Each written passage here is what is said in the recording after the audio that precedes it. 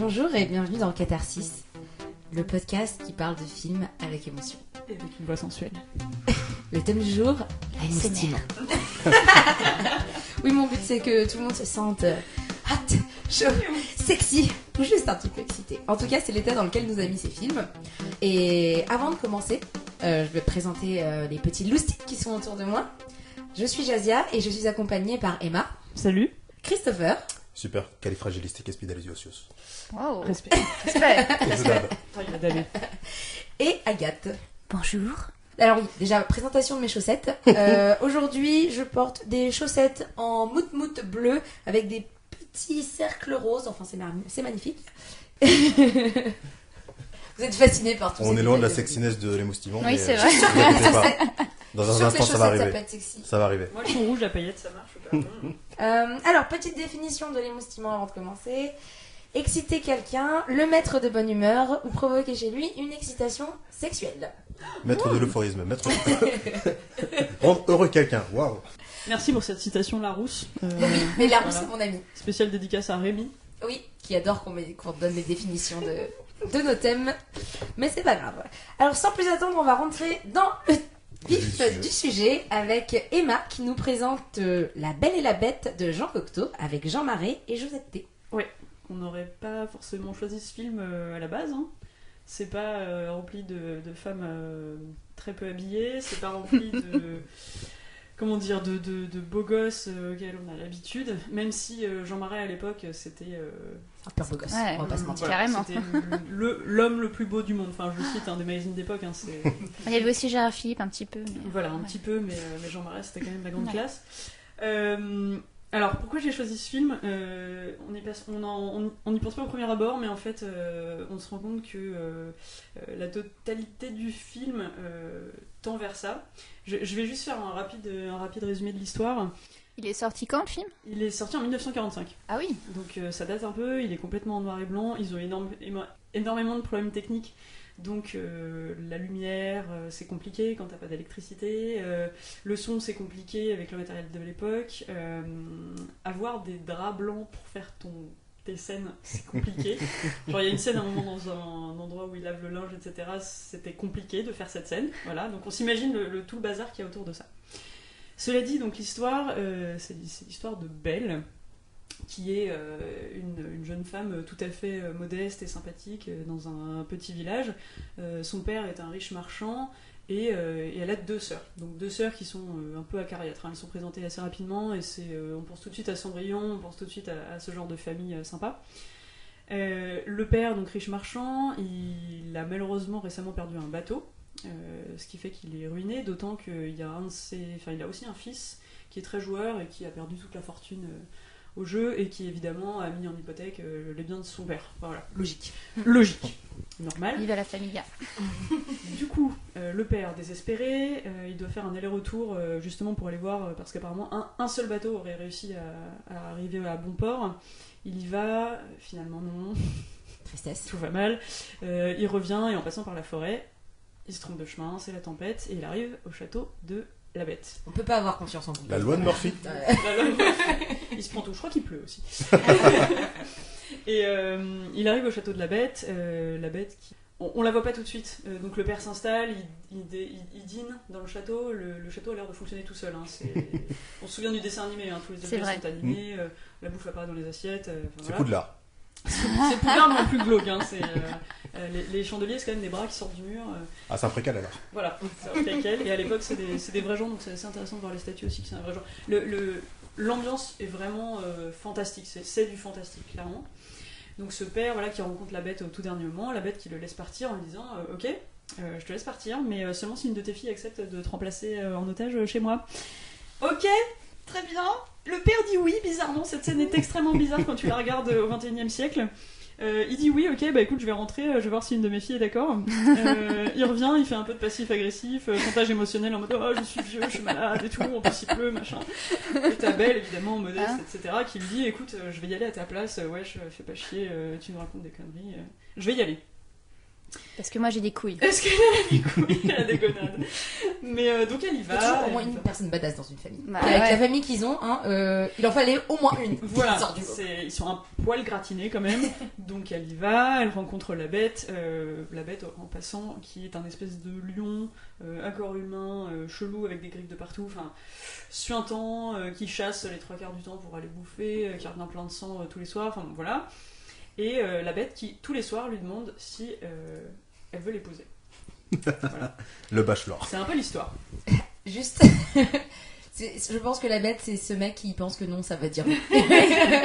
En fait, Qu'à l'usure tu peux avoir. Je pense qu'on va faire une analyse du 21e siècle de ce film. C'était pas l'idée de Jean Cocteau parce qu'au fait, au début du film, il nous demande réellement de suspendre en fait notre incrédulité. Il y a un texte entier qui défile au début et qui explique que tout ça c'est du rêve, que le cinéma c'est du rêve, que c'est censé nous amener ailleurs. Et à la fin, il dit laissez-moi vous convaincre en vous disant une simple phrase, il était une fois. Et en fait, il démarre son film comme ça. Et il était une fois te dit tout de suite, d'accord, je suis dans un conte, je laisse de côté mon quotidien, je laisse de côté ce que je sais des histoires, je laisse de côté ce que je sais de mon monde en fait, et je rentre dans l'imagination de quelqu'un d'autre qui sera peut-être aussi la mienne. Et c'est là où en fait je pense qu'on peut rentrer dans la partie émoustillement, c'est comment un film fonctionne et nous amène à ressentir des émotions en fait. Quels sont les différents procédés, comment on y arrive, comment on se dit ce film est raté, j'ai vu 2 personnages pendant 2 heures l'un à côté de l'autre faire des choses héroïques etc. et à la fin ils s'embrassent et j'y crois pas une seule seconde. Et à côté de ça, tu vois La Belle et la Bête. Et qui est Valérian. Voilà, par exemple. Surtout que lui aussi, il harcèle. Il y a un héros masculin qui harcèle un héros féminin pour que voilà. le héros féminin l'épouse. Donc on est là, voilà. Pourquoi ça marche pas? Pourquoi dans certains films ça marche? Pourquoi dans La Belle et la Bête ça marche? Alors qu'on l'a dit juste avant, hein, en le voyant aujourd'hui, il y a des petites problématiques quand même de creepiness, on va dire. Pourquoi ça marche? En fait, je pense que le réalisateur, il a s'apporté tout un tas de techniques qui font que ça fait écho à nos propres expériences, ça fait écho à notre ressenti profond, ça fait écho à plein de choses. Et là, ce dont on se rend compte dans La Belle et la Bête, c'est que, certes, tous les soirs, il lui dit « Est-ce que vous voulez m'épouser ?» Mais ça vient vraiment au fur et à mesure. C'est-à-dire que la bête est quand même pas méchante. Enfin voilà, c'est pas quelqu'un de méchant. Il est même plutôt... voilà, après il faut pas le lire avec le 21e siècle tout de suite, mais il la couvre de cadeaux, il est gentil avec elle, il ne veut que son bien finalement. Il s'impose pas à elle. Il se voit que à 19h tous les soirs pour dîner. Il n'impose pas du tout sa présence. Et elle, comme elle est quand même voilà, modeste, sensible, elle a un grand cœur, etc., elle se dit au bout d'un moment, bon, bah, il a l'air quand même malheureux, d'avoir un problème, enfin, je pense pas qu'on naisse avec une tête de lion comme ça, c'est bizarre. Donc il y a ce côté-là. Donc les personnages, en fait, leur personnalité font qu'on commence à y croire, c'est probable, du fait de leur caractère. Après, t'as tout ce côté où à un moment la belle doit repartir, son père est très malade, elle doit repartir, la bête la laisse partir, à contre-cœur, parce qu'il sait que lui, vu sa malédiction, etc., ça va le tuer. Mais donc il y a la distance qui s'installe, mais c'est dans ces moments-là où la présence commence à encore plus s'installer. C'est-à-dire que quand elle est au château, ils se touchent pas, jamais. Ils sont pas proches, jamais non plus. À un moment, elle lui donne la main pour se balader dans le parc, mais c'est pas grand-chose. Et quand elle part, il y a vraiment, voilà, elle a ce miroir qui lui permet de voir ce qui se passe au château, donc elle caresse le miroir, elle est là, elle est un peu triste. Tous les cadeaux qu'elle lui a offerts, c'est vrai qu'elle se frotte dedans, etc. Tout ça, ça sera pas mis en extrait, parce qu'en extrait vidéo, c'est juste un frottement tissu, hein, je peux vous le faire avec le micro, je vais mettre contre mon pull. Il y a un point de retournement assez clé, là je sais plus si c'est avant qu'elle parte ou après, je suis désolée, mais en gros, il y a un moment où ils se promènent aussi dans le parc, et la bête a soif. Et au lieu de se jeter dans le lac pour boire comme une bête, en fait, elle lui donne à boire dans ses mains. Et franchement, c'est le passage, c'est le point de retournement. Le son, là, cette fois, on va vous le mettre, il est absolument horriblement caractéristique et, comment dire, ça va vers de la sensualité qui est vraiment bizarre. C'est vraiment... voilà, il lui boit dans les mains, ça fait un bruit de lapement assez caractéristique. Et je pense que ça aussi, ça fait partie de ce qu'a le réalisateur à sa disposition, c'est le son. C'est des sons voilà, qui nous mettent un peu, qui nous gênent un petit peu, mais on sent que quelque chose est en train de se passer, il le boit quand même dans les mains, c'est pas anodin. Tu fais pas ça tous les jours avec un mec que tu dragues, intime, tu vois, c'est très intime. Voilà, nous on a d'autres techniques. Hein, au cinéma, tu te mets à côté de la personne que tu veux draguer et tu commences à lui toucher le coude sans faire exprès. Enfin voilà, c'est des choses comme ça, mais c'est dans ces moments-là où tu commences à te dire ah, il y a un contact physique, ah, il y a quelque chose qui est en train de se passer. Et je pense que dans La Belle et la Bête, c'est aussi pour ça qu'on y croit. C'est parce que ça vient progressivement, ça monte. C'est des moments où en fait.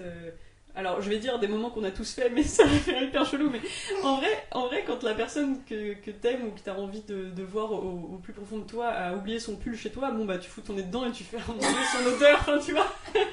Ok, je suis là. Maintenant, j'imagine Creepy Emma. C'est ça, sueur. Non, mais voilà, c'est ton précieux. C'est mon précieux. Je te juge pas, j'ai fait donc. Tu vois, on est d'accord. Donc. Moi, c'est pire. En fait, on s'était pris dans les bras et du coup, j'avais mis le vêtement que je portais dans un tupperware. What? J'adore parce que je suis à un degré de creepiness qui a 1 ou 2 sur le 10. Et Agathe, elle a 11. Petite citation à la fin. Alors, du coup, j'ai des questions à poser là-dessus. Sur l'échelle de 1 à 10. Faisons en aparté. Au moins 11. Et combien de temps tu l'as laissé dans le Tupperware et combien de temps l'odeur est restée dans le Tupperware?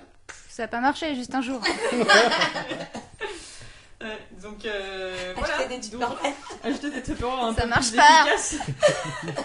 Mettez au frigo, peut-être ça marche mieux. Mais ouais, non, sur une échelle de 1 à 10, tu vaux au moins 11, Agathe. Donc Yago, dans Aladdin. Voilà. J'étais voilà. Citation de haut niveau. Mais voilà, je pense que c'est ça qui fait que au cinéma on y croit. Je pense que c'est un réalisateur aussi qui arrive finalement à nous transporter dans un monde imaginaire, dans sa propre imagination, dans sa vision, mais qui arrive à se raccrocher à des éléments réels qui font qu'on y croit. Mm-hmm. Il y a vraiment cet aspect-là. Et je pense que dans certains films, ça marche pas. J'ai pas d'exemple comme ça, mais c'est quand c'est trop soudain. Par exemple, c'est des films où les personnages cavalent d'un bout à l'autre du film pendant 2 heures et à la fin ils se prennent la main et ils s'embrassent. C'était là genre bah non, fais pas ça, c'est aucune incompréhension totale. C'est comme si dans le Star Wars là, qui s'appelle Rogue One, c'est comme si à la fin ils s'étaient embrassés, ça aurait été super bizarre. J'ai eu un peu peur à un moment. Moi aussi j'ai eu super peur. C'était bien. Et c'était bien qu'ils le fassent pas. Donc voilà, c'est des choses comme ça qui font que le cinéma fonctionne. Un autre truc sur La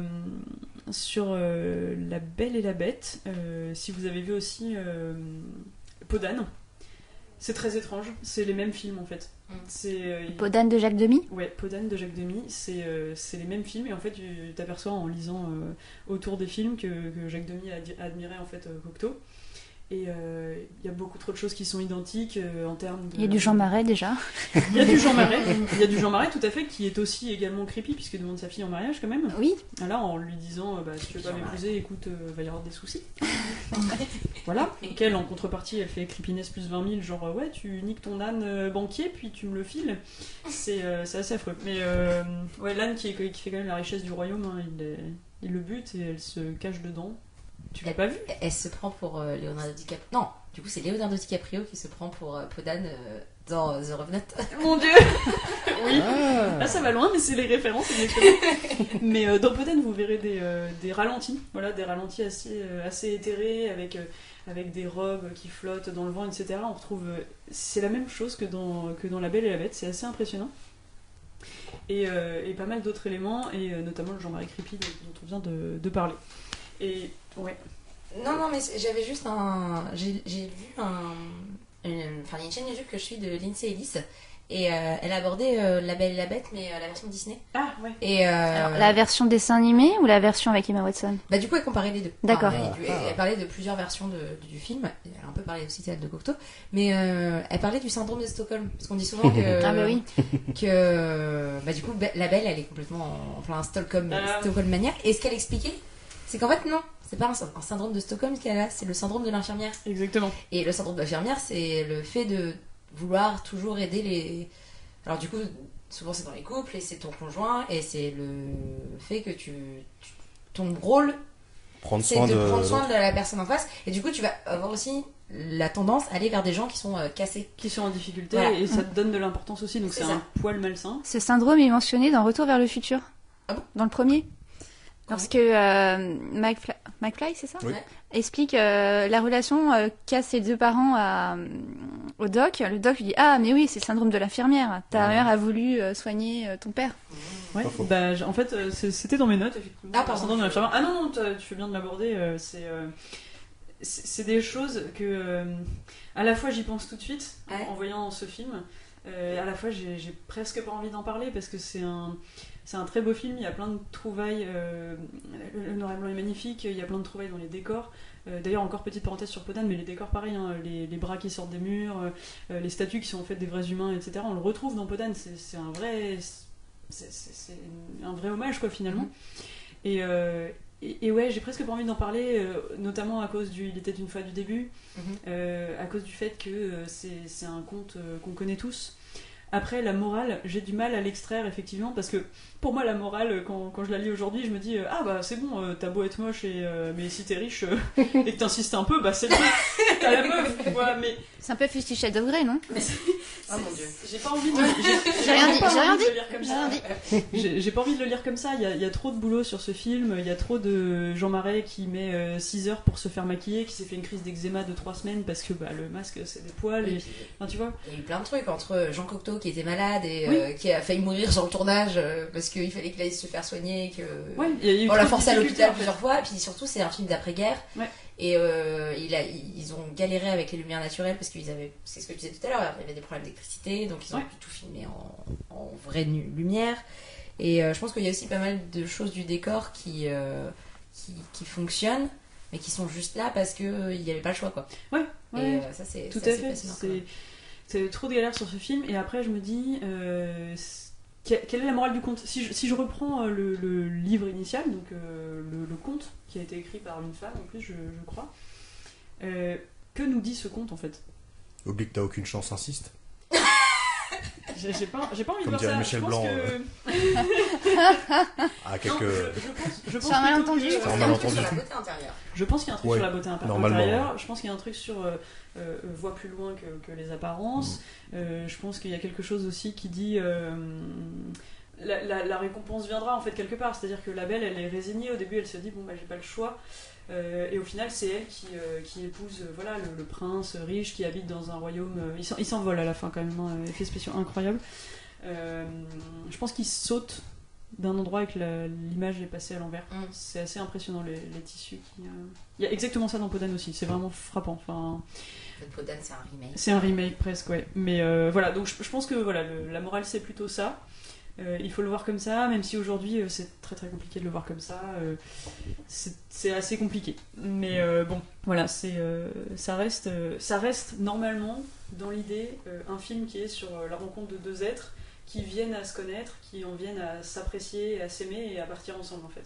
Et ça passe par des contacts physiques anodins au début puis qui se renforcent, ça passe par le dialogue, ça passe par beaucoup de choses et c'est hyper intéressant. J'avais fait un parallèle aussi avec Cyrano de Bergerac, parce que Cyrano il aime sa cousine donc Roxane, mais Roxane aime plutôt un belâtre qui n'a aucun esprit, même s'il est très gentil, hein, ça n'empêche pas l'autre, mais c'est Cyrano donc qui écrit toutes les lettres de cet individu, et Roxane en fait tombe amoureuse via les lettres. Et donc le contact il se fait par ces lettres, il se fait par voilà, l'émoustillement de Roxane naît de ces lettres, de cet écrit, donc tu as un contact interposé qui est assez distant. Et c'est très drôle dans le film Cyrano de Bergerac avec Gérard Depardieu, à un moment elle lit une lettre, donc je l'ai mis en extrait. Croyez que de vers vous mon cœur ne fait qu'un cri, et que si les baisers s'envoyaient par écrit, madame, vous liriez ma lettre avec les lèvres. Et là elle s'évanouit, et c'est très très drôle dans le film, c'est hyper bien fait.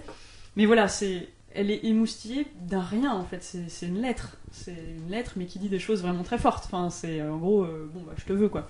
Mais je trouve ça assez génial parce que dans ces films-là, dans ces films un peu à l'ancienne, l'émoustillement passe par là. Il passe pas par des couleurs fluo, il passe pas par des décolletés indécents, il passe pas par des choses ridicules comme deux personnes qu'on va danser en boîte de nuit en collet serré et qui après se jettent dessus et s'embrassent en se mangeant la bouche. Enfin, pour moi, là, on n'est plus dans les moustillements, on est dans la quasi pornographie, il n'y a plus de subtilité. Pour moi, en fait, au début, tu sais, t'as donné la définition excitation sexuelle, et c'est vrai que pour moi, c'était plutôt excitation sensuelle, dans le sens où c'était plus délicat, c'était plus en surface, c'était plus...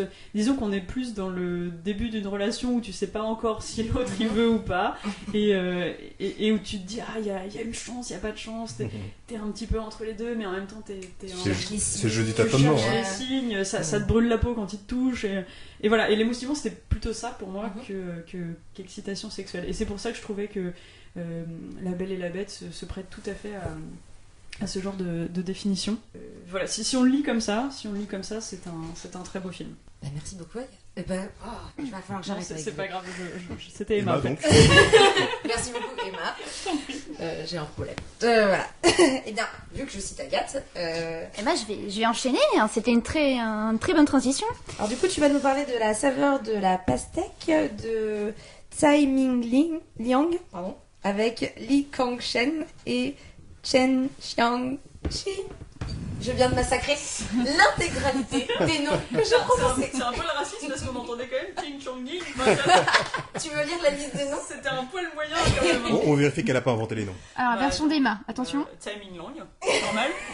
Ki Gong Cheng. Nous sommes donc désolés pour cette intervention et... On est tous racistes, c'est enfer. Ah non. Du coup, c'est un film érotique musical et j'ai assez hâte d'entendre ce que Agathe va nous dire dessus. Et je suis vraiment désolée pour toute la communauté. Alors, comme toutes mes chroniques, je vais commencer par un petit moment perso. Creepy ou pas? Alors, creepiness numéro 2. Non, mais attendez, mais là, vous êtes trop dans l'expectation, là. T'as mis l'échelle tellement haut, on peut pas...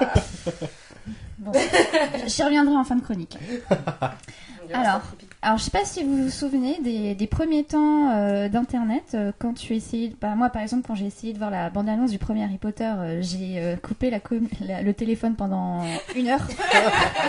Le temps que ça charge. Donc quand mes parents décrochaient, ils entendaient ti. Et donc en 2005, lors de mes premières visites sur Allociné, donc Allociné c'était un des premiers sites internet qui diffusait des bandes annonces. Bien avant, on avait les ciné live. Je sais pas si oui, les DVD ciné live, c'était quand même la classe. C'était des CD et tout. Et on est surtout en train de dire aux gens qui nous écoutent qu'on est un peu vieux. Au cas où vous l'aurez pas remarqué encore. Et donc, lors de mes premières visites sur Allociné, je suis tombée sur un extrait de film que j'ai trouvé complètement barré. Alors, dans cet extrait, on voit un homme qui a un gland, donc le gland...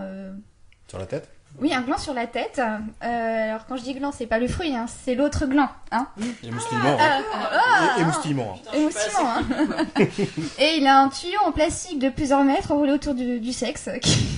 De plusieurs mètres? Et on est dans des toilettes publiques. Il commence à chanter, une myriade de danseuses sort des toilettes, elles sont habillées en seau et puis elles ont des plots de circulation au niveau des nibards et puis elles brandissent des ventouses. Je veux voir ce film. C'est un trip hallucinant. Je veux voir ce film. Je pense que Jean-Paul Gaultier aurait approuvé. J'étais émoustillée par la saveur de la pastèque. Et t'avais quel Moi âge? qui n'étais qu'une jeune fille innocente. Non, ça se demande pas, genre de question, Chris. Je suis désolé.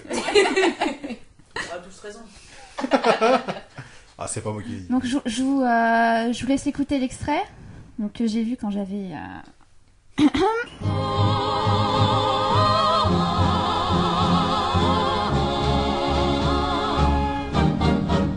Alors, pour cette chronique, j'ai donc décidé de regarder le film parce que voilà, donc c'est en 2005 j'ai été émoustillée par l'extrait, mais c'est vrai que je crois que je me sentais peut-être trop jeune pour voir ce film.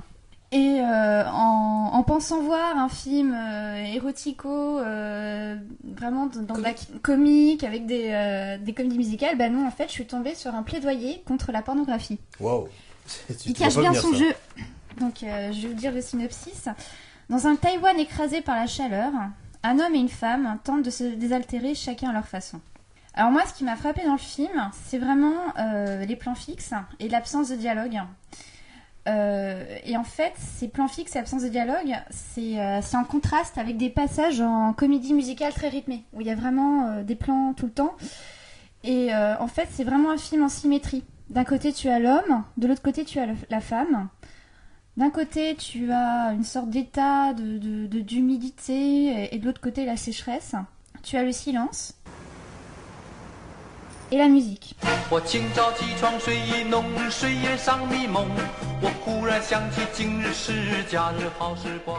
La blasitude et l'émoustillement. Et c'est vraiment un film qui en fait pose la question de comment tu passes d'un état à l'autre et comment les deux états, comment l'état, blasé et l'état d'émoustillement peuvent cohabiter. C'est pareil, ça rejoint aussi la cohabitation entre l'homme et la femme, le silence et la musique, ce que l'un doit à l'autre. Il y a une scène aussi coupée en deux, qui m'a assez marquée. D'un côté, il y a la femme qui s'évertue à créer du jus de pastèque en fait, et lorsqu'elle le donne à son copain, en fait, le copain vide le jus de pastèque dehors parce qu'il en veut pas. Il y a aussi, en fait, par la pastèque, il y a aussi toute une symbolique de la communication entre les hommes et les femmes. Alors moi, à mon sens, le film se divise en 3 parties. Dans la première partie, tu as vraiment, vis-à-vis de la chaleur, la solitude, l'expectation. Et ça montre très bien, je sais pas si vous avez déjà ressenti ça, c'est quand il fait très très chaud, quand tu te promènes la nuit, en fait, quand tu cherches de la fraîcheur, et que tu vois la ville sous un autre angle, en fait. Les gens sortent dans la rue, ils cherchent de la fraîcheur, et c'est vrai que c'est souvent des moments où je me suis sentie seule, en fait, seule vis-à-vis de moi-même, et je sais pas si... Ah, je sais pas, pour moi, les balades d'été, c'est plus en ville, surtout. Oui. Comme il y a du monde, t'as plus cette impression il peut se passer n'importe quoi à n'importe quel moment. Mm-hmm. Et du coup, oui, c'est ça, mais de l'expectation, en fait. Oui, l'expectation, oui. Mais par contre, la solitude, c'est plus la solitude, non. Moi, j'ai plus l'impression que... Pas sûr. Je sais pas, j'ai inventé. Expectative en français, non? C'est ça, c'est une introduction L'attente, anglaise. en fait. Ouais, expectation. J'ai fait un anglicisme. Expectation. T'as 2 formes de blasitude en fait aussi. J'ai inventé aussi blasitude. Les néologismes aussi sont de rigueur, vous inquiétez pas. Bienvenue à Catharsis, le podcast de néologisme. Le blasisme. Il y a la femme qui marche, qui vole de l'eau dans les chiottes, et t'as l'homme aussi qui est blasé, qui lui en fait sa méthode pour se désaltérer, c'est de nager dans des réseaux, des réservoirs d'eau. Ah. Des réseaux sociaux. Des réseaux sociaux. J'ai nagé dans Twitter, c'est... Non mais j'avais l'image de Mario le plombier. Mais un peu ça. Et je reviens sur... donc là, j'ai pris des scènes au hasard, et c'est vrai qu'en fait, ce film, on en retient surtout la scène la plus célèbre du film, on la voit dans les premières minutes. C'est le tournage d'un film porno où la pastèque remplace le sexe de la femme. Prenez vos stylos pour discuter de cette symbolique, vous avez 3 heures. Ça doit faire des sacrés bruits, non? Parce que... On est toujours sur les bruits de bouche et... L'ASMR, là. Tout à l'heure. Quand tu bouffes une pastèque, ça fait quand même du bruit, puis c'est un peu crade et tout, non? Ouais, tu vois bien le mec mettre ses doigts dans la pastèque, les lécher. Des sacrés bruits, ouais. Ah ouais. Nous sommes donc dans la suggestion et l'allégorie. Petite parenthèse, j'écoute un podcast en ce moment qui s'appelle Écouter le cinéma. Et c'est des sound designers qui témoignent et qui expliquent leur métier, c'est vachement intéressant. Et il disait que pour faire justement, alors c'est pas le côté sensuel, désolé, ça va être un peu crade, mais c'est le côté briser des os, décortiquer des entrailles, Qui machin. le poulet et tout là. En fait, ouais, ou même des asperges. Genre Ah les asperges, c'est oui, bien pour les craquant. os, ouais. Et pour une artère qui se vide, ils enfoncent leur pouce dans un pamplemousse. Et ça fait switch, switch, switch. C'est assez dégueulasse. Et le podcast est très très sonore. Et c'est horrible. Les os brisés, tu les entends vachement bien. T'es dans le métro, t'es là genre stop. Donc, Mais maintenant que tu sais ce que c'est, est-ce que ça va te faire moins d'effet? Et ben je pense pas, parce que les mecs témoignaient aussi en disant quand je tourne des scènes ultra gore où des gens se font torturer, où je rajoute les bruits par-dessus, en général ils travaillent 10 minutes puis après ils s'arrêtent parce que c'est horrible. D'accord. Pour eux en fait, c'est trop réaliste. Donc voilà, petite parenthèse. Donc la pastèque, ça doit être assez. C'était un aparté. Ça doit être assez squishy, si je puis me permettre d'inventer ce mot. Ouais, et en fait, du coup, ce film, en fait, il parle du monde un peu du porno, et c'est vraiment à l'inverse de Boogie Night, où en fait, ces scènes de tournage sont vides de tout. C'est vraiment là où dans Boogie Night, t'avais vraiment une sorte de famille, du porno, etc. Là, t'as des gens, comme si c'était une somme d'individus qui essaient de tourner un film, puis quand ils tournent le film, tu trouves ça vachement ennuyeux, quoi. Il y a rien de clinquant, t'es pas du tout émoustillé, alors que normalement, le porno, apparemment, C'est censé donner de l'excitation. J'en ai jamais vu, mais apparemment. Ah, j'ai ouï dire que le porno, ça pouvait exciter un petit peu les gens. Pareil. Mais bon, rumeur asite, je ne sais pas. Je sais pas pourquoi. Alors la crépitude et le mensonge. Et c'est vrai que du coup, ça rejoint ce que tu disais, moi, je suis beaucoup plus émoustillée quand ils font la cuisine tous les deux, le couple, que lorsque je vois ces scènes de tournage de porno. Et c'est vrai que ouais, ça parle de la difficulté aussi pour un cinéaste entre un érotisme et une, on va dire, décalé et une pornographie sombre en fait. Donc dans la deuxième partie, ça montre vraiment la difficulté entre l'homme et la femme, entre les deux héros à se parler. Il y a des scènes sensuelles, par exemple quand le mec fume avec les pieds de sa partenaire. Non mais moi c'est la scène qui m'a beaucoup plus émoustillée. Enfin je veux dire Fétichisme des pieds. Ouais, il y a un fétichisme des pieds. Pareil, la cuisine à deux, où vraiment le cinéaste réussit à rendre excitant le fait de verser de la sauce sur des nouilles, quoi. Non, mais c'est fou. Et la troisième partie, elle est beaucoup, beaucoup plus sombre. Et on Il y a voit... une vraie rupture de ton dans le film. Ouais, il y a une dernier quart d'heure. C'est Oui. quart d'heure, c'est ça? Oui, mais tu l'as vu, je pensais pas. Je sais tout. C'est tout ce que tu D'accord, veux dire. non, mais... Et je m'y attendais vraiment pas, quoi. C'est vraiment une fin qui te laisse sur une vision désespérée de l'amour et du sexe, quoi. Alors la question, on divulgage comme des sagouins ou pas? Moi je suis d'accord, je l'ai pas vu et je suis hyper intriguée. Non, je dis juste que c'est à la fin, c'est quelque chose c'est une rupture de ton et tu t'y attends pas Mais vraiment c'est pour pas. ça, est-ce qu'on divulgage la rupture de ton ou pas? Non, j'ai pas envie de la gâcher, mais on voit plus de pastèque en tout cas. En fait, c'est vrai qu'à ce moment-là, non mais c'est fou en fait. C'est en fait, tu te rends compte à la fin du film que la pastèque finalement, elle s'en va en fait. Tu la vois de moins en moins en fait. Une transition qui a été faite. Et peut-être que la pastèque, tu vois, ça représente l'émoustillement et qu'à la fin, on n'est plus On dans. a plus besoin Mais alors, il y a plus besoin ou. Je sais pas, j'ai pas encore vu le film, mais j'imagine qu'en fait la transition a été faite pour qu'on n'ait plus besoin de cette représentation pastèque pour figurer quoi que ce soit. Mais justement, après, vu que la pastèque Ça est pas là, assombrit, en fait. oui, voilà, ça s'assombrit. Le film, il s'assombrit. C'est une vraie, d'accord. Donc on fait vraiment une rupture de temps et on n'est plus du tout dans le même sujet, d'accord. Et du coup, ouais, la question, le message, les questions que pose le film, c'est est-ce que le porno nous excite ou est-ce qu'il nous éloigne les uns des autres? Et nous qui croyons créer l'émoustillement, est-ce que le porno ne le tue finalement pas? Excellente question. Voilà. Excellente question. Donc voilà, c'est vraiment les questions que pose le film. Et donc, tout ça part d'une... J'étais émoustillée par une bande-annonce et finalement, voilà, je me suis pris... Ça retombait, quoi. Ouais, à la fin du film, ouais, effectivement, c'est retombé. Questionnement existentiel. Mais cela dit, c'est une vraie question. Enfin, on discutait l'autre fois du documentaire sur la pornographie, Hot Girls Wanted. Exactement. Et c'est vrai que tu les vois quand elles rentrent dans le porno, c'est dans l'idée de devenir des stars, c'est dans l'idée de elles viennent avec des limites en fait en se disant oh non ça moi jamais. Et au fur et à mesure tu vas dans des trucs de plus en plus hardcore en fait. Et je pense que c'est ça aussi quand tu regardes du porno ou quand tu vas en faire, c'est tu te dis bon bah il y a pas de limite en fait. Il y a pas de limite et au bout d'un moment ça te casse. En tout cas les filles qui sortent de là. Ouais, c'est déjà quand elles prennent leur courage à deux mains et qu'elles arrivent vraiment à en partir, elles se traîneront toute cette étiquette pour toujours. Ouais. Mais il y en a aussi plein qui partent pas et qui. En gros, la durée de vie d'une actrice porno, c'est 3 semaines. Voilà, donc. Ah oui, d'accord. Oui, sauf celles qui arrivent à percer. Voilà, mais elles sont 1%. Quoi. Voilà, il n'y en a pas beaucoup. Donc, ouais, non, ça peut être une réponse. Oui, c'est une industrie qui peut casser des choses. Ouais. Le lien social, la façon dont tu t'es excité, en fait, la façon dont tu t'émoustilles, parce qu'au final, tu vois des choses.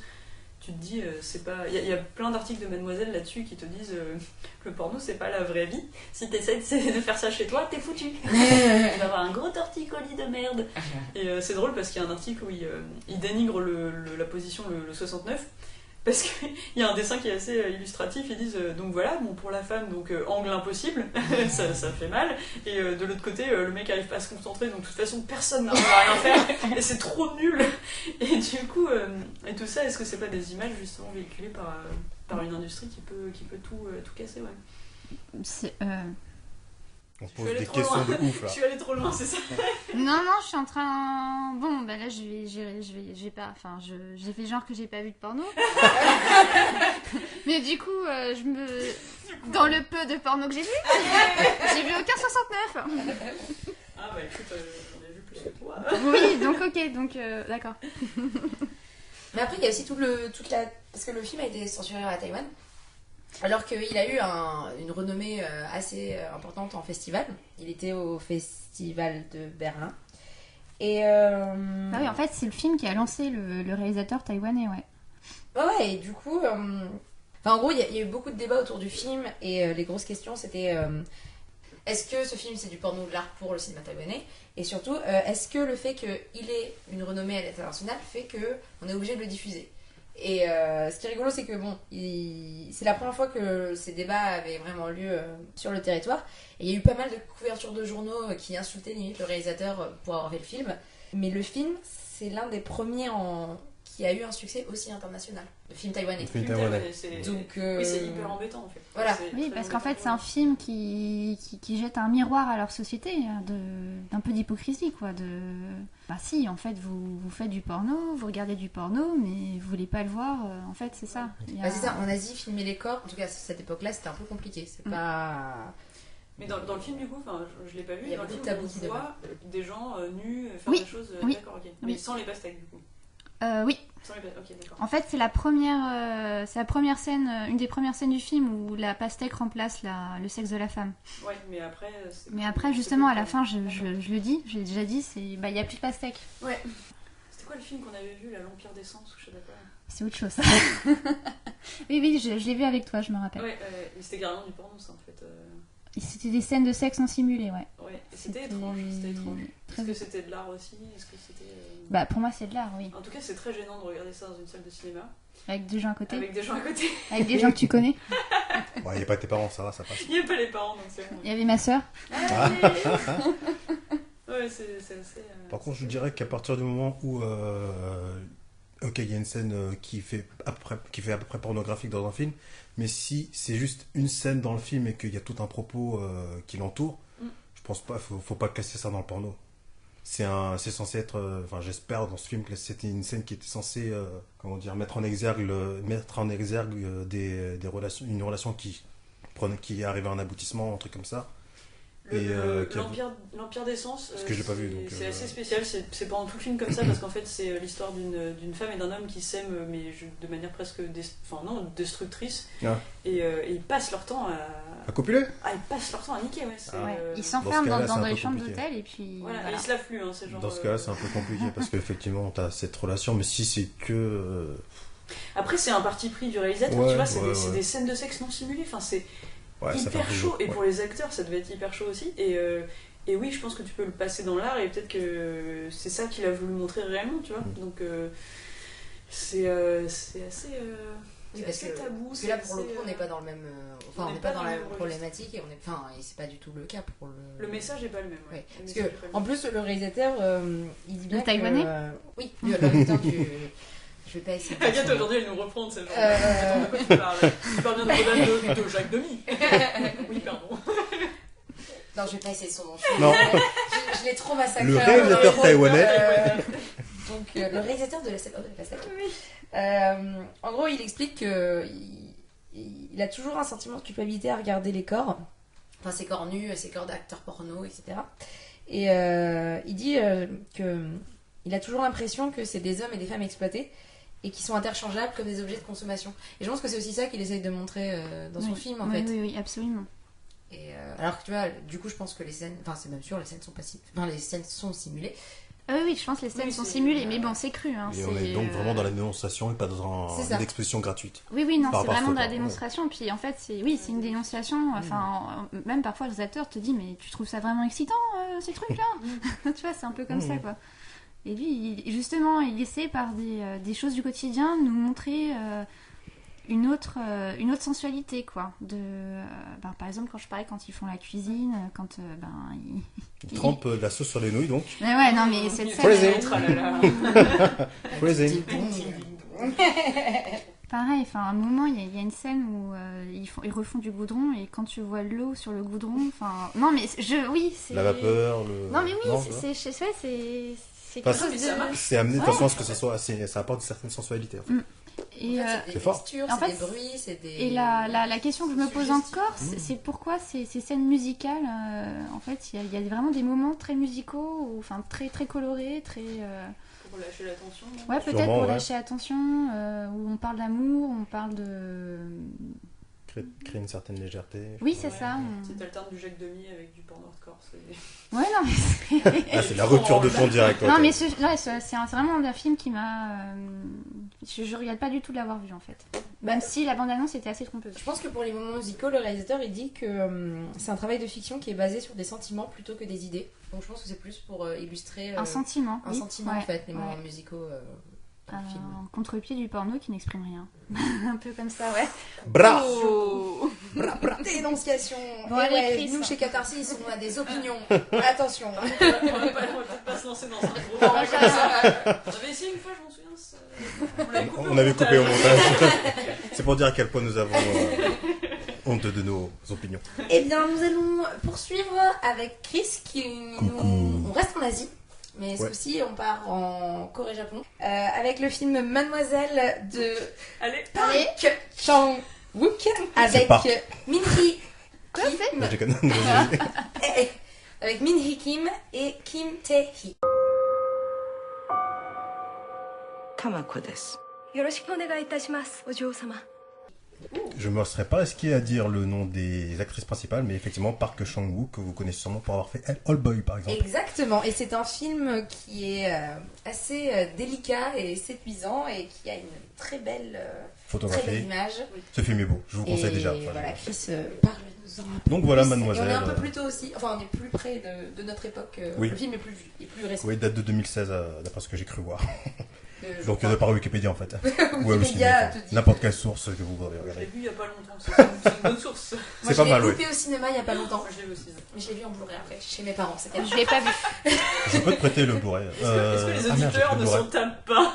Non mais à chaque fois que du coup je l'ai regardé chez mes parents dans le salon et et ma mère était dans le coin Ah oui, j'avoue. et du coup j'ai dit à ma mère maman est-ce que tu pourrais ne pas rentrer dans le salon pendant les 2 heures qui arrivent mais t'inquiète pas je regarde pas et du coup elle s'est installée dans le salon avec moi et elle a commencé à je sais pas ce qu'elle était en train de faire sur son téléphone elle était sur son téléphone et à chaque fois qu'il y avait une scène j'étais là ok bon bah je vais mettre pause et puis je vais attendre qu'elle s'en aille Énorme. puis finalement j'ai abandonné je me suis dit je vais le regarder plus tard parce que je n'y arriverai jamais voilà Je suis désolée, j'ai une anecdote du coup sur le sujet. C'est quand je regarde un film justement avec mes parents, Mhm. c'était quand j'étais un peu plus jeune.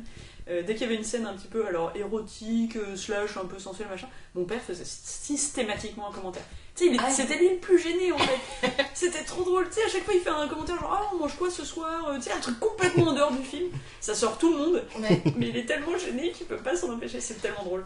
Moi, ma mère, elle regardait ma soeur ou moi avec un regard genre noir en mode avance rapide. Énorme. Et donc effectivement, vous en doutez, il y a une scène sympa dans le film, mais Christopher va nous le dire mieux. Eh ben, moi, j'ai eu la bonne idée de le regarder tout seul, donc pas de problème. Il y a des gens malins autour de cette table quand même. Oui, j'ai attendu que tout le monde soit couché. Parce que le cinéma, on n'était pas bien non plus. Hein. Non, j'ai pas eu l'occasion de le voir ciné, je l'ai vu donc chez moi, tranquillement, seul. Seul. Seul. Pour ne pas avoir de gêne. Alone in the dark. Avec, Ouais. avec une botte de mouchoir. Il fallait que je fasse la blague. Non. Oh. Désolée. Non. Est-ce qu'il est triste? Merci pour ce sauvetage, merci pour ce sauvetage. Et oui, merci Agathe. Je vais peut-être commencer. Vas-y, on t'attend. Désolé, cher auditeur. Donc, Ouais, c'est Mademoiselle, l'histoire de cette jeune coréenne d'un milieu pauvre engagée pour servir comme servante à une autre japonaise, dans un milieu aisé, je dois le préciser. Cette dernière, elle est sous la coupelle et la tutelle d'un oncle lubrique qui projette de l'épouser pour accéder à sa fortune. Donc ça, comme bref résumé, effectivement, ça pose l'action comme ça. Donc tout se passe dans les années 30 pendant l'occupation japonaise en Corée et tout commence par le départ de Suki, donc notre mermaid, notre handmaid, excusez-moi, en devenir. Une autre sirène. Ouais. Handmaid, mermaid. Choisissez ce que vous voulez, vos fantasmes. On est dans les moustillements. Faites-vous plaisir. Suki va se rendre dans un domaine où elle servira Hideko, qui est donc la mademoiselle, la jeune japonaise dont je parlais précédemment. Et donc la mademoiselle du titre, c'est la japonaise. C'est la japonaise, D'accord. effectivement. Puisqu'effectivement, c'est la japonaise, c'est la fille riche, et donc elle qui a le titre de mademoiselle. Nous avons donc une introduction qui est plutôt simple et formelle, nous présentant non pas l'une des personnages principales, mais le contexte dans lequel on va les voir évoluer. Ce qui est plutôt intéressant, parce que d'habitude on a toujours une certaine phase d'exposition, la jeune va faire tel truc, elle vient de tel endroit. On l'a, mais pas forcément avec le texte habituel, mais simplement par la présentation visuelle. Donc on a les décors, on a les personnages qui parlent entre eux. On n'a pas quelque chose d'explicatif quant à leur passé, on nous indique juste le milieu et ce qu'ils vont faire. Donc voilà, présentation du contexte dans lequel ils vont évoluer, présentation du domaine aussi, présentation des tâches à accomplir auprès de la demoiselle et ses habitudes. Tout est solennel, maîtrisé, et tout d'un coup, après 7 minutes de film, il y a un micro-événement qui vient prendre le spectateur à contre-pied pour apporter une certaine légèreté de ton, qui va poindre le bout de son nez en fait de temps en temps pendant le film, et qui est une sorte de marque de fabrique du film en fait, pas forcément de l'auteur, mais dans ce film-là, c'est comme c'est quelque chose qui est redondant en fait, mais léger et subtil. C'est aussi un trait qui va étoffer un peu les personnages. Vous verrez si vous le regardez. Si je vous donne envie de le voir surtout. C'est l'apparition du jeune homme ou c'est autre chose Ah non, pas encore. Pour l'instant, c'est vraiment la présentation. C'est vraiment les 7 premières minutes qui sont une présentation du milieu dans lequel vont évoluer les personnages, la classe dont font partie les personnages et qui va accomplir quoi. Ok. C'est vraiment très sommaire, mais... C'est le début d'un jeu vidéo, quoi. C'est ta classe, ta quête et... Ouais, limite, mais pas aussi explicite que ça, parce qu'au fur et à mesure, les choses se développent. Bon. Donc après quelques événements où la servante sera présentée, on apprend que c'est une voleuse faisant partie d'une famille d'escrocs qui a été choisie par le comte. C'était un escroc issu de la populace, en fait, mais il se fait appeler le comte. Et cela pour mener une arnaque de grande ampleur aux dépens de la mademoiselle. La servante devra encenser le comte auprès de la mademoiselle autant et à chaque fois qu'elle le pourra, jusqu'à ce qu'elle cède à ses charmes. Donc là, on parle encore une fois de répétition, de oui, je veux sortir avec toi, non, ah, non, peut-être, oui, oui, peut-être, non, non, oui, oui, peut-être, oui. Donc en fait, la mademoiselle japonaise, elle est à la fois sollicitée par l'oncle Lubric et par l'escroc, c'est ça? Ouais, elle va être sollicitée par le comte. Mais elle est belle. Elle va être sollicitée par le comte au premier abord, et la servante va devoir lui vendre le comte en gros quoi. Oui, mais c'est bien ça, elle est sollicitée par des deux côtés en fait. Il y a l'oncle. De la façon dont je l'ai compris, excuse-moi pour le solliciter, c'est que en fait les deux veulent séduire la mademoiselle. Oui, c'est ça. Et là où je voulais revenir, en fait, c'est ce qui va se passer, mais c'est pas comme ça que je voulais l'introduire. Pardon. Mais oui, on peut dire ça directement. Et ouais, j'en suis là. Les prémices des moustillements. Les enfin. moustillements. Donc ça survient de façon assez, pas discrète, mais presque anecdotique en fait. C'est juste une scène comme ça qui se déroule et on découvre un peu. Donc c'est au moment où la servante fouille dans les affaires de la mademoiselle, et il trouve des boules de geisha. Oh. Moi, quand je les ai vues, je pensais que c'était des boules qui étaient censées servir... Une naphtaline. Non. Des trucs de relaxation là. Non, parce qu'en fait, au Japon, ils ont des sortes de petites barres de fer qui permettent de lester les vêtements traditionnels. Ah. Et je connaissais pas cette forme, je me dis bon c'est des boules, ça sert à ça. Et C'est il a fallu un certain temps Il y pour a me rendre beaucoup de compte que j'étais innocence quand même complètement dans ce stupide. podcast. Hein. Non, il m'a fallu un certain temps pour me rendre compte que j'étais stupide, que c'était vraiment des boules de geisha en fait. Et voilà, donc c'est une scène comme ça qui passe très rapidement, mais qui pose déjà une sorte de prémisse à ce qui peut se passer, à ce qui se passe dans cette maison. Donc c'était bien des boules de geisha. Au ciné, tout le monde était émotion. Chris, il était là. Oui, c'est des boules de geisha. Non, c'est pour lester les vêtements, voyons, c'est pour lester les vêtements. Hein. Il a vu un autre film par rapport aux autres. Ouais, désolé, je peux être un peu candide, mais ça a pas mis longtemps avant que je me rende compte de mon erreur quand même. C'est de la naïveté, c'est pas pareil. Ouais. Donc pour continuer, dans cette continuité, les deux femmes se lient d'affection au fur et à mesure qu'elles apprennent à se connaître, partagent des moments qui sont Bechdel-proof, si je peux me permettre. Puisque ce film... Oui, Bechdel. J'ai peut-être pas le proposé, désolé. Ah, parce que ce film passe le test haut la main en fait. Donc il y a au moment où les deux femmes dans l'œuvre, il y a au moins deux femmes dans l'œuvre tchèque. Elles parlent ensemble, double check. Elles parlent d'autre chose que d'un homme, triple check. Et ça, c'est presque un spoil parce qu'effectivement, normalement, la handmaid, donc la servante, est censée encenser le comte auprès de la mademoiselle. Donc, elle est censée parler du type. Et là, pour le coup, normalement, c'est pas censé fonctionner pour le Bechdel. Mais il se trouve que dans le développement, elle ne parle pas que de lui. Ouais. Et là, ça devient intéressant. Et là, c'est Bechdel-proof. Et là, ça marche. C'est presque un film, pas forcément pas féministe, mais qui donne sa part belle aux femmes, à ses personnages. Et pour le coup, les personnages masculins, on s'en fout complètement, quoi. Ouais, puis au final, c'est un film qui montre vraiment des scènes de sexe lesbien. Ah, d'accord. Oui. Trop tard. Mais c'est pas grave. Allez voir le film quand même. Allez le voir, c'est bon. Oh, je suis désolée. C'est pas grave, c'est pas grave. à ce Oui. niveau-là d'ailleurs. Oui, oui, parce que c'est pas... Ah, donc c'est la scène dont vous parliez, c'est ça? Oui, ce qui est bien dans ce film-là, c'est que rien n'est... C'est pas cru, en fait. C'est vraiment la sensualité même. Le film pourrait figurer à la définition de sensualité. Ah oui, sensualité. je suis d'accord. Allez voir Mademoiselle. Ouais, je suis d'accord. Donc voilà. C'est des très très belles scènes, c'est très bien filmé. En fait, la raison pour laquelle on a cet effet un peu... enfin, cette élégance de l'image, c'est parce que ils ont utilisé une optique anamorphique. En gros, ça change les profondeurs et ça lisse l'image. Et du coup, sur les visages, ça les magnifie. Et c'est pour ça que tu as cette... Enfin, il y a plein d'autres choses, hein, etc. Mais cette optique-là fait que ça rajoute vraiment de l'élégance tout le long du film. Il y a un Voilà. très belle image. Il y a une composition, une image, une lumière. Oui. Vous verrez des couleurs. Enfin, c'est vraiment très beau, c'est très maîtrisé. Un très beau film. Et puis au-delà de ça, oui, t'as les décors. En fait, c'est très japonisant, voilà, donc t'as des très beaux tissus, t'as des très beaux lieux. Fait intéressant, c'est que le manoir où les personnages évoluent a plusieurs styles. Un style colonial anglais mélangé avec Un exotisme. Hein. Bah non, avec une partie, enfin excuse-moi, un exotisme, mais c'est une partie japonaise en gros. Le lieu est un mélange des deux et ça rend vraiment super bien. Et est-ce que le fait que t'as une servante coréenne et puis, je sais pas, une femme japonaise, ça se passe pendant l'occupation, est-ce qu'il y a une petite lecture un peu politique, non? Très peu. Très peu. Très peu. Ce qui est d'ailleurs très, très surprenant parce qu'on pourrait s'attendre à ce que ça fasse partie des éléments perturbateurs, mais pas du tout. C'est vrai qu'il y a l'occupation japonaise qui a été très sévère en Corée. Bon, je ne vais pas avancer là-dessus parce que je ne connais pas tous les allants et aboutissants. Mais le sujet n'est pas vraiment abordé. Il est là en toile de fond, mais oui, parce il que ne fait le pas film se partie passe du tout dans de les années l'intrigue. 30 et on est quand même dans une période d'occupation japonaise. Oui, où les Japonais, on disait clairement que les Coréens c'était des sous-hommes, quoi. C'était... Ouais. Là, t'es plus dans un huis clos, en fait. Ça se passe beaucoup dans la maison.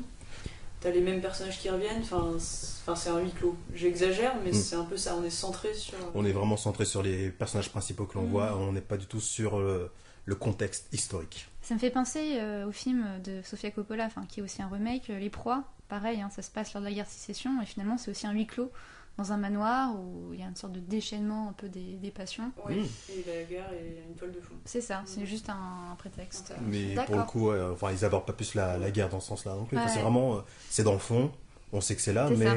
ça ne... Non, mais c'est vrai, ça c'est ne comme permet pas dans de Les Proies. Ok. Après, l'un des trucs qui est bien avec Mademoiselle, c'est quand même un film à tiroir.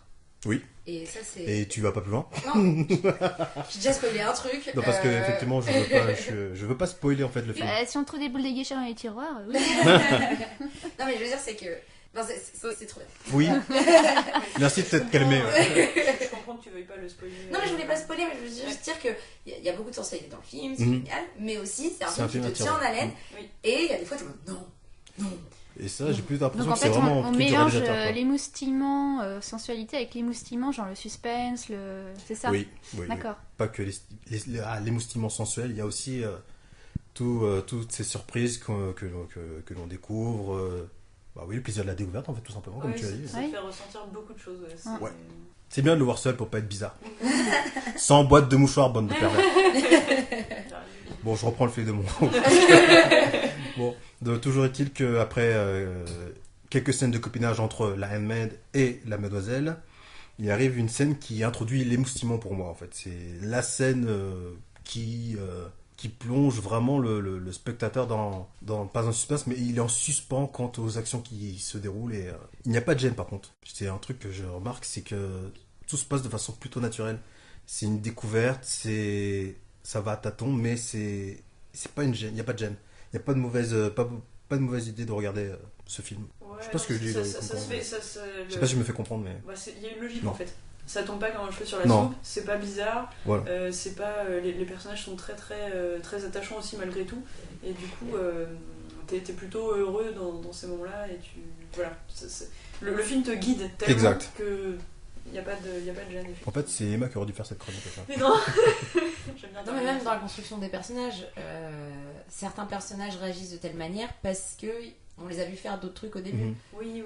Et c'est après 30 Je veux minutes de dire, film, on Tout ce est qu'on déjà. raconte, si tu l'as pas vu, c'est là. Ouais. Aucun sens. Ouais, mais c'est vrai que je suis d'accord avec Mais toi. juste après 30 minutes de film, on est ouais. déjà en sympathie envers ces deux femmes-là parce que elles ont toutes les deux leur background, on s'en fout, mais elles agissent de façon spontanée. La Handmaid agit de façon spontanée alors que forcément la japonaise, elle est dans la retenue japonaise, enfin, un peu stéréotypée, mais au fur et à mesure, les gens se délient, commencent à se confier et on est content de les voir évoluer ensemble, de copiner en fait, de vraiment de se lier d'amitié minimum au départ et comme je vais vous l'expliquer, il n'y a pas que ça. Donc la scène dont je voulais vous parler, c'est que Suki fait prendre un bain à Hideko qui pense avoir une dent qui bouge. Au départ, très innocent, cette scène devient très rapidement connotée. Suki a un doigt dans la bouche de la demoiselle et y imprime des va-et-vient pour vérifier la mobilité de la dent. Donc là tout de suite... J'étais innocent pour les bouts de geisha, mais là, tout d'un coup, quand même, faut pas être con, quoi. Oh bah, la très très mal aux dents, faut l'aider. Hein. Donc, à ce moment-là, les regards se croisent, une demi-caresse est faite, un regard sur des boobs apparents a été montré, une bouche non soumise à inspection est entrouverte, de la salive et de la condensation a perlé au bout des lèvres. Donc, la scène est sulfureuse, mais pas vulgaire pour un sourd, en fait. Elle nous confirme l'attirance éprouvée par Suki envers Hideko et celle naissante envers sa servante. Et c'est pour le coup le moment que je voulais donc expliquer, mais qui a été un peu abordé en amont de cette chronique, pas de ma partie en tout cas. C'est que au départ, la servante devait encenser le comte auprès de la mademoiselle, et que finalement, il se trouve que la servante tombe amoureuse de la mademoiselle, et on a presque un trio amoureux, presque. Je peux pas vous en dire plus. Et c'est cet élément qui va perturber les plans initiaux, car la servante doit tout de même pousser Hideko à se marier avec le comte. Oui. Et c'est là où je m'arrêterai en ce qui concerne Le diffulgachage. le film, parce que tout le reste, bon, on va de surprise en surprise, en gros. Je peux vraiment rien dire de plus. Plein de tiroirs. Ouais, le tiroir. Un très très beau film. Et très... Les personnages sont très bien écrits, donc t'as ce côté réel, t'as ce côté logique. Tu te dis jamais c'est forcé en fait. C'est pas une Valérian quoi. C'est un très très beau C'est film. pas une Valérian. Ah bah oui, non, Valérian, c'est... Voilà. Mais pourquoi on parle de ça? C'est ça que je l'ai abordé. Non mais je trouve que c'est intéressant aussi de se dire il y a des mauvais films, il y a des bons films, et de les comparer en fait, et de comprendre pourquoi un film ne marche pas, Ce qui marche, fonctionne, ce qui marche et ce qui marche pas. Et sur Valérian, ça marche pas sans doute parce que le personnage est désagréable, parce qu'il est mal écrit, parce que la femme, elle a aucun intérêt et qu'elle est mal écrite aussi, et on le sait dans les films de Luc Besson que les femmes sont mal écrites. C'est plus étonnant parce qu'il me semble que dans la BD c'est plutôt bien fait en fait. Dans la J'ai BD, pas lu la BD, c'est mais un il me semble que c'est bidon. bien. Mais moi, ce que je comprends pas, c'est même juste le titre du film. Hein. Parce que Oui. les BD, Ouais, voilà. c'est... Valérian. C'est Valérian et Lauraline. Laureline, elle s'appelle, ouais. Et là, c'est juste Valérian Ouais. et ce qu'ils vont faire, la cité des 1100... La cité des 1000 mondes, je sais pas Des quoi. trucs, ouais. Voilà. Et c'est ça qui est intéressant de regarder, c'est que voilà, t'as un personnage qui est mis en avant, il est pas sympathique, il est désagréable, il est sexiste, enfin c'est tout ça qui fait que t'as pas envie de croire au personnage, t'as pas envie de le suivre, que T'as pas envie de t'attacher. t'as pas envie de t'attacher, ça marche pas, ça marche pas. Et c'est drôle aussi, c'est un peu ce qu'on retrouve dans les nanars. Les nanars c'est sympathique pour le coup, donc c'est un petit peu différent, mais ça marche pas non plus parce que la réalité a pas été bien retranscrite. Tout est faux, les personnages jouent faux, c'est comme quand t'es petit et que tu fais une pièce de théâtre, tu joues faux parce que tu t'as pas encore l'expérience, tu sais pas comment faire retranscrire cette émotion, et du coup ça marche pas. Et c'est intéressant de voir ça. Si vous voulez une bonne adaptation de BD de Luc Besson, regardez Adèle Blanc-Sec, s'il vous plaît. Et t'es bien, moi j'ai bien aimé. Bah oui. Et là, il y a vraiment un personnage de femme et qui a pas de parasite amoureux, ou tu vois, c'est vraiment une femme qui. C'est la femme forte dans le milieu. Ouais, Au non, moins c'est- le film s'appelle Adèle Blanc-Sec. Oui. Voilà. On est sûr de On est sûr que voilà. Et c'est con parce que voilà. Les gens n'ont pas beaucoup aimé le film, oui. Ouais. Ouais, elle est bien. Les gens n'ont pas beaucoup aimé le film, je trouve ça. Il a pas eu beaucoup de succès. Bah Après, Valérian il est non plus, vraiment heureusement. pas sympa. Ouais. Ouais, Là, Adèle Blanc-Sec, il était vraiment. Valérian, ça a tué EuropaCorp, donc il y a vraiment... Mais Adèle Blanc-Sec, vous avez déjà lu les BD ou pas? Parce que c'est Non. très, Oui, très oui. spécial. Hein. Oui, oui, c'est très. Non, j'avais vu que le film. Voilà, donc de fait, regardez le film, c'est très très bizarre, c'est très fantastique, c'est tardi, c'est des Oui, dessins la BD c'est très extrêmement bizarre, mais étranges je trouve aussi. qu'il a bien, enfin Luc Besson l'a Bien retranscrit. l'a bien retranscrit pour un public un plus grand public en fait. Mm. J'étais avocate de la défense de Besson. Il est bien d'art, hein. Tu en fais partie. Et bien, pour finir cette émission, je vous propose un petit jeu. Oui, parce qu'au final, j'en avais un. J'avais oublié que j'avais écrit. Elle nous a caché, elle a dit qu'elle n'en avait pas. Ah, surprise! Ah. Nous aussi, on est un podcast à tiroir. Oh mon dieu! Tant. Alors, mon jeu, c'est le jeu des répliques bien trop explicites. Ah. Et Vas-y. donc, je vais vous lire une réplique et il faut trouver de quel film ça vient. Ah. Tout simplement. Ok. Alors, la première, numéro 1. Mon Dieu, on m'avait plus baisé comme ça depuis l'école primaire. Fight Club. J'ai halluciné quand j'ai entendu ça la première fois. Qu'est-ce que... Moi, j'ai pas compris. C'est Anna Bonham Carter qui sort on m'avait plus baisé comme ça depuis la primaire. Non, mais Alors, numéro 2. Et ce soir, je te fais des crêpes et après, je te saute. Oula, c'est un film français, ça, Si non? vous trouvez celui-là. Ça sent le film français. Je crois que tu sais. en plus, j'en ai C'est entendu pas parler il y a Full pas longtemps. Moon? Non. Non, c'est pas Full Moon. Attends, des crêpes, c'est quand même. Non, mais je vous. Vraiment, si vous retrouvez celle-là, c'est. J'aurais dû la mettre en dernier. Poltergeist? Non. Non, aucune idée, franchement. C'est dans Ensemble, c'est tout. Ah, c'est un film français, Ah, Tu- mais tu si, avais c'est J'avais Guillaume, bon. c'est Guillaume Canet qui sort ça, Audrey Tautou. Oui, exactement. Oui. Je l'ai vu, j'avais 3 ans et demi, ce film, il date de 3 ans et demi. 1 milliard d'années. Ouais, ok. On a dit Et qu'on ne maintenant, demandait pas on l'âge sort des l'âge. femmes. On a dit qu'on ne demandait pas. Je ne demanderai rien. J'ai vu ce film, ouais. Bon, celui-là, il est simple. Je t'encule, Thérèse, je te prends, je te retourne contre le mur. Le Père Noël, je tu te laisse m'en par dis. tous les trous. Je te défonce, je te mets des. Non, mais attends, on va être obligé d'être interdit au moins de 12 ans sur le podcast, là. Bah, excuse-moi, C'est je horrible. cite des films. C'est horrible. C'est les mousses. C'est de la citation. C'est pas l'émission, là, c'est du hardcore. Je t'encule, Thérèse, je t'encule. Ah, ça va. Je fais que citer. Alors, numéro 4. Une fois en stage d'été, ben, je me suis enfoncé une flûte Oh là. dans la chatte. American Pie? Quelle horreur. Attends, une flûte? Une Une flûte. flûte dans la chatte. Mais c'est C'est pas Alison, une super idée, non, avec le fait ventouse, avec C'est Alison Hannigan et la façon, en fait, c'est la façon dont elle le dit. Une fois, au camp d'été, et ben, je me suis mis une flûte dans la chatte. Tu vois, Qu'elle passe pour prude Oui. au fur et à mesure. Tout d'un coup, elle te tu sais, sort à un chaque truc fois, comme elle ça. sort un truc sur le jeu d'été, enfin, son camp d'été, elle a l'air vraiment d'une fille très Prude, prude. très- Oh là là là là, un peu comme nous, une Jeannette, tu vois. Une Jeannette, voilà, en scout. Et elle sort ça comme ça et c'est la rupture. C'est là où je comprends que c'est elle qui va dominer après. Et pour finir, le dernier, c'est un classique. Vous voulez un whisky? Non, juste un doigt. La cité Je de la parle peur. whisky d'abord. C'est de la peur. Voilà. Voilà, c'était la fin de mon jeu des citations bien trop explicites. Bien, merci à vous trois. Yo. Merci de nous avoir écoutés. Merci à toi, J'espère Jazia. que- Oh, merci. Bah, Et je voulais juste finir en disant que l'histoire du Tupperware. Trop en tard. fait, c'est une amie qui m'avait conseillé de mettre ça dans un Tupperware. Voilà. non mais oui, Ah, on parce a que t'as tous demandé des amis conseils à une amie. qui nous donnent des Bon, conseils. bah, allez vous rincer les oreilles maintenant et puis c'est bon. Bah, j'espère qu'on vous a un petit peu émoustillé ou pas. Je sais pas trop en fait si j'ai vraiment envie de ça. Et j'espère surtout vous retrouver bien vite dans le catharsis. Au revoir. Au revoir.